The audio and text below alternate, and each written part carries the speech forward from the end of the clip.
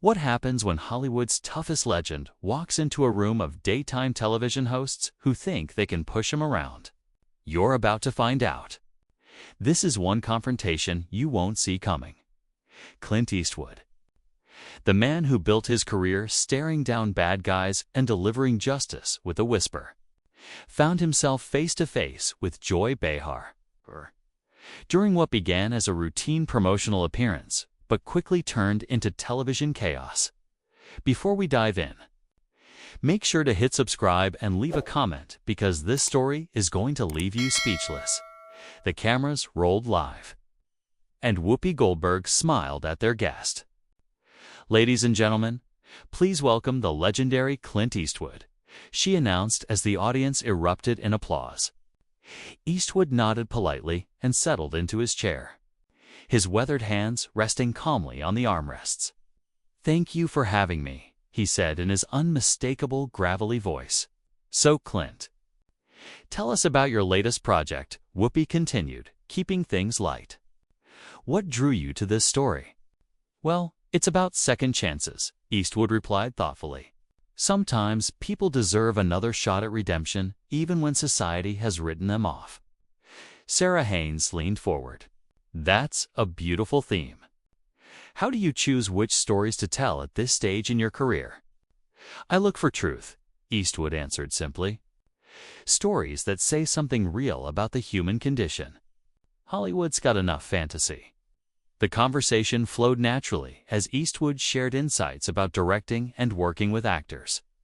The audience was captivated by his presence, but Joy Behar had been unusually quiet, sitting back with a knowing smile. She had been waiting for her moment. "Clint, can I ask you something?" Joy interjected, her tone shifting. "You talk about truth and redemption. But don't you think some of your past comments about certain political figures contradict that message?" The temperature in the studio dropped. Whoopi shot Joy a warning glance, but it was too late. Eastwood's eyes narrowed as he faced Joy. "Which comments would those be?" "Joy." "Oh, you know," Joy said with false sweetness. "Your support for politicians who shall remain nameless, but who have made questionable statements about women and minorities." "I don't recall making any statements that disparaged women or minorities," Eastwood replied evenly, his voice carrying that familiar steel edge. But by association, Joy pressed on, clearly enjoying herself. "Don't your political endorsements send a message?" The other hosts exchanged uncomfortable glances. This wasn't the direction anyone planned for the interview. Eastwood leaned back, fixing Joy with a stare that could freeze water. "Young lady, I've been in this business since before you were born. I've worked with people of every background, every political persuasion, and I judge them by their character, not their party affiliation. Excuse me, but I think I have every right to ask tough questions of my guests." Joy's voice rose. "And I have every right not to answer gotcha questions from someone more interested in creating controversy than having a conversation." Eastwood shot back, calm but firm. Joy's face flushed. "Gotcha questions? I'm asking about your public statements, Clint. That's journalism. Is that what we're calling it now? In my day, journalism involved research and facts, not fishing expeditions," Eastwood replied with a slight chuckle. Whoopi tried to intervene. "Let's maybe get back to your film, Clint." But Joy didn't back down. "No, I think this is important. You can't just expect softball questions when you've made controversial political statements," such as Eastwood's voice remained steady, his eyes carrying that dangerous glint from his movies. "Well, there was that whole empty chair thing," Joy said smugly, referring to a political convention appearance years ago. "You mean when I used a creative metaphor to make a point about political accountability?" Eastwood replied. "Yeah, I remember that. What about it? Don't you think it was a little unhinged?" Joy pressed, thinking she had found her angle. The studio audience went silent. Even the crew stopped moving, sensing something significant was happening. Eastwood leaned forward, his voice dropping to that whisper-quiet tone that was more intimidating than shouting. Joy, let me ask you something. How many films have you made? What does that have to do with anything? Joy shot back defensively. Just answer the question. How many films have you directed, produced, or starred in? That's not the point. I'm a television host and comedian. Right. And how many Academy Awards have you won? Joy's voice rose. Again, that's not relevant to this discussion. How about this then? Eastwood continued, his tone more pointed. How many careers have you launched? How many young actors have you given their first break? How many stories have you told that actually meant something to people? I entertain people every day on this show, Joy replied, though her confidence was clearly shaking. Do you? Eastwood asked with genuine curiosity. Because from where I'm sitting, it looks like you ambush guests and try to create controversy for ratings. Is that your idea of entertainment? Sarah Haynes jumped in, trying to lighten the mood. Clint, your films have entertained millions around the world. What's been the most rewarding part of your career? Eastwood wasn't ready to let Joy off the hook. You know what, Sarah? I'll answer that. The most rewarding part has been working with professionals. People who understand that respect is earned, not demanded. People who don't hide behind a panel of co-hosts to take cheap shots at their guests. Joy's mouth fell open. Cheap shots. I'm asking legitimate questions about your political views. No, Eastwood corrected. You're trying to create a viral moment for your social media clips. There's a difference between asking about someone's views and trying to ambush them. I'm not ambushing anyone, Joy protested. I'm doing my job. Your job is to interview guests about why they're here, Eastwood replied calmly. I came here to talk about a film I'm proud of, a story about redemption and second chances. You want to talk politics and create drama? Whoopi tried to steer the conversation. The film does sound fascinating, Clint. Can you tell us about the main character? It's about a man who's made mistakes, Eastwood said, eyes still on Joy. But who's trying to do better? Sometimes the biggest obstacles aren't the ones in front of you, but the people who want to keep you defined by your past instead of letting you grow. The metaphor wasn't lost on anyone, least of all Joy, who was growing more agitated. That's a beautiful message, Sarah said. Redemption is such a powerful theme in storytelling, but Joy wasn't done. Speaking of redemption, don't you think some people are beyond it? When someone consistently supports divisive politics, at what point do we stop giving them chances? Eastwood's jaw tightened. Are we talking about the character in my film, or are you making this personal again? I'm talking about accountability, Joy said with false righteousness. Public figures have a responsibility to their fans. Do they now? Eastwood's voice carried that dangerous quiet his movies made familiar. And what responsibility do television hosts have to their guests? To ask the tough questions that matter. No, Joy shot back. To treat people with basic human decency. Something you seem to have forgotten, Eastwood said firmly. The other hosts exchanged panicked glances. Whoopi tried to intervene, signaling the producers, but Joy was too caught up in her perceived triumph. Human decency. Joy laughed harshly. That's rich coming from someone who spent decades playing violent characters and glorifying gun culture. The studio audience gasped audibly. Eastwood sat back and studied Joy for a long moment, as if seeing her clearly for the first time. You know what your problem is, Joy? Enlighten me, she replied sarcastically. You think being loud makes you right? You think being confrontational makes you brave? But all it really makes you is a bully hiding behind a microphone. Excuse me? Joy's voice reached a piercing pitch. You heard me, Eastwood continued, steady and controlled. You sit here day after day taking shots at people who can't fight back because they're guests on your show. You think that makes you powerful, but it just makes you small. How dare you call me small? Joy stood, face red with rage. I've done this job for years. I've interviewed presidents, celebrities, world leaders, and how many of them left here feeling respected? How many walked away thinking that was a professional interview? Eastwood asked pointedly. I don't have to take this from you or anyone else, Joy sputtered. You're right, Eastwood agreed calmly. You don't have to take anything from me, just like I don't have to let you turn what should have been a conversation about art into your personal political theater. Clint. Joy, maybe we should all take a breath, Whoopi said. No, Whoopi, Eastwood said, standing slowly. I think Joy and I understand each other perfectly now. Joy was practically vibrating with anger. You can't just walk out because you don't like the questions. Watch me, Eastwood replied with that iconic squint. I came here as a courtesy to talk about something I care about. I didn't come to be your punching bag for the day. This is live television, Joy protested. You can't just leave, can I?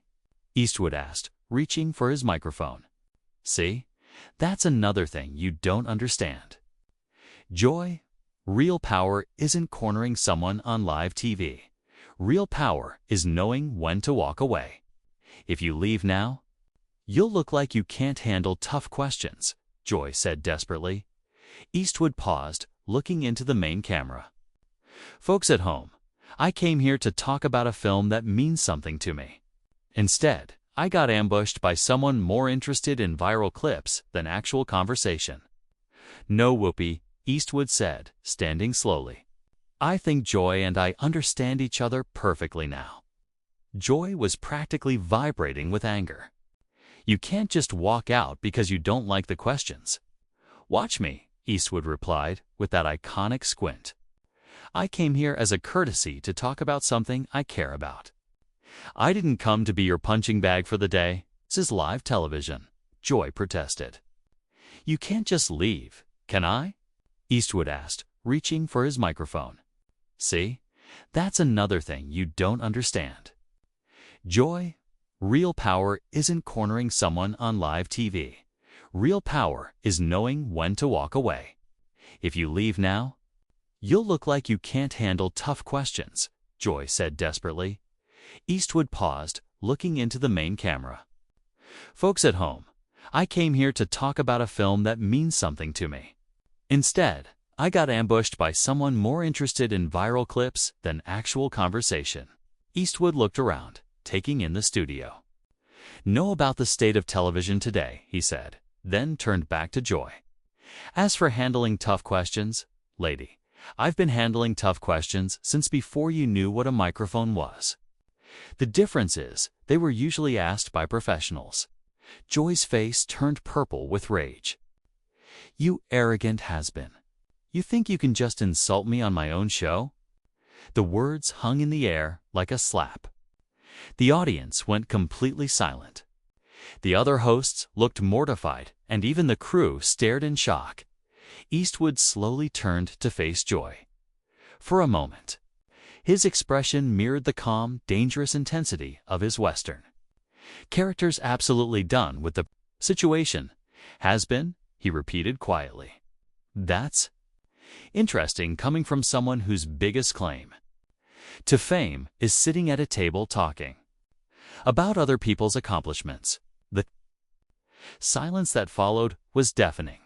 You could hear a pin drop as everyone processed Joy's words. Eastwood's expression didn't change, but the air around him seemed to crackle with energy. Has been, he repeated slowly, savoring the words.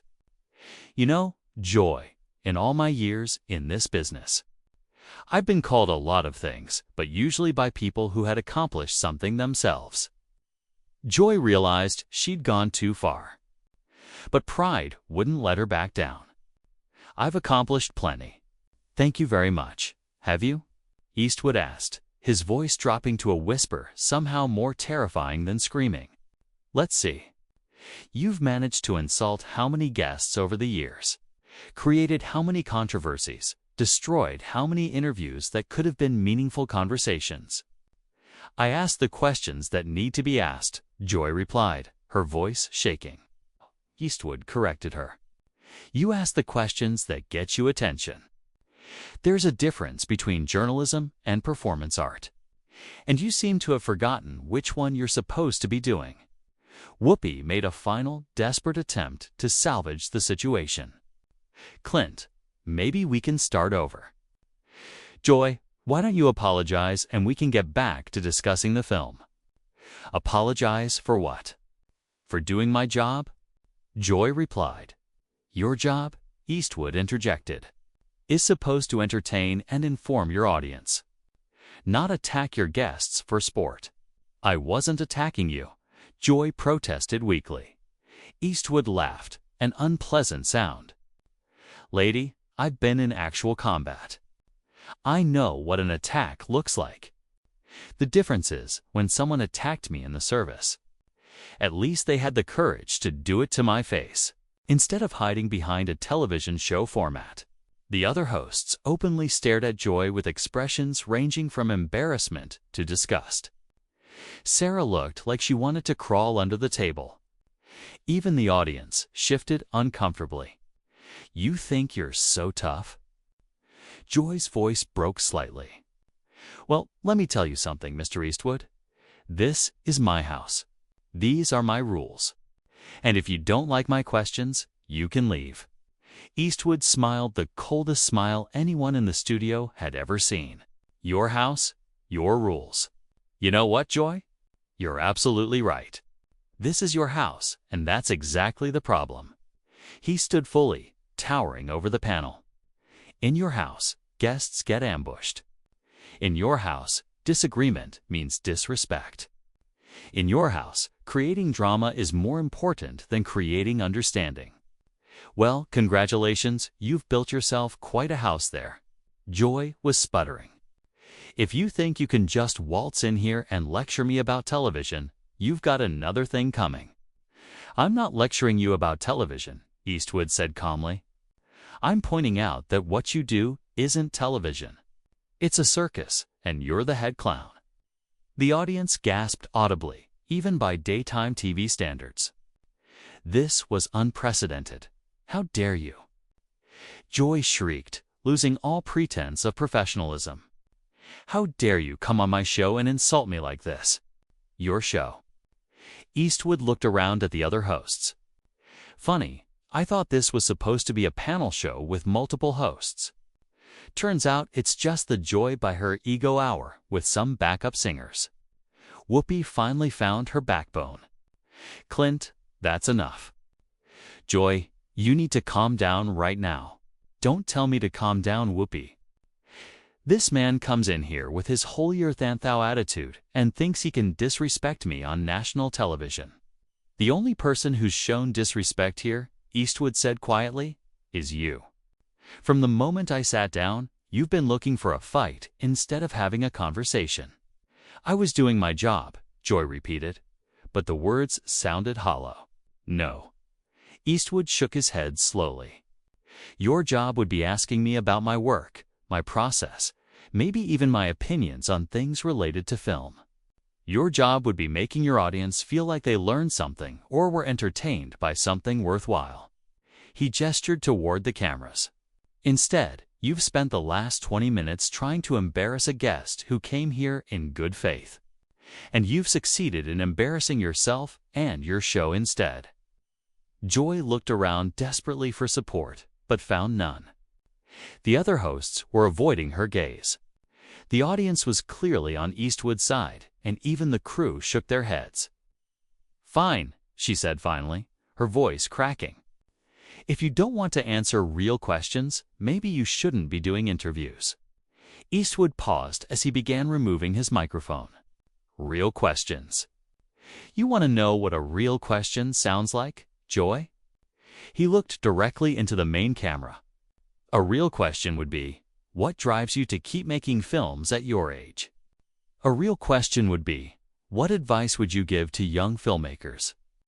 A real question would be, what story are you most proud of telling? Then he turned back to Joy. But those questions require you to actually care about the answers, and we both know you don't. The studio was so quiet you could hear the camera operators breathing. Joy seemed at a loss for words, for once in her career. You know what the saddest part of all this is? Eastwood continued, his voice almost gentle now. You had a chance to have a real conversation with someone who's lived through decades of American cinema history. Instead, you chose to play gotcha games like an amateur blogger looking for clicks. He finished, removing his microphone, and set it carefully on the table. That's not just a waste of your time and mine, it's a waste of your audience's time. They deserve better than this performance you've been putting on. Joy finally found her voice, but it came out as a screech. Don't you dare lecture me about what my audience deserves. I've been connecting with viewers for decades, have you? Eastwood asked, straightening his jacket. Or have you just been yelling at them for decades? There's a difference between connecting with people and just making noise. The producers were frantically signaling from behind the cameras, trying to figure out how to handle this unprecedented situation. This was live television, and their biggest guest was walking out after completely dismantling one of their hosts. Security. Joy called desperately. Eastwood laughed genuinely for the first time since the interview began. Security. What are they going to do, Joy? Arrest me for hurting your feelings.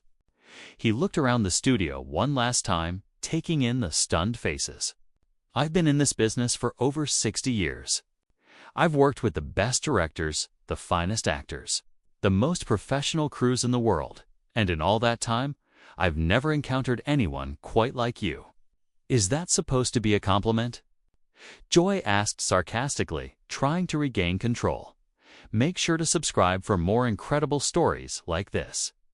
And tell me in the comments, do you think Joy Behar finally met her match?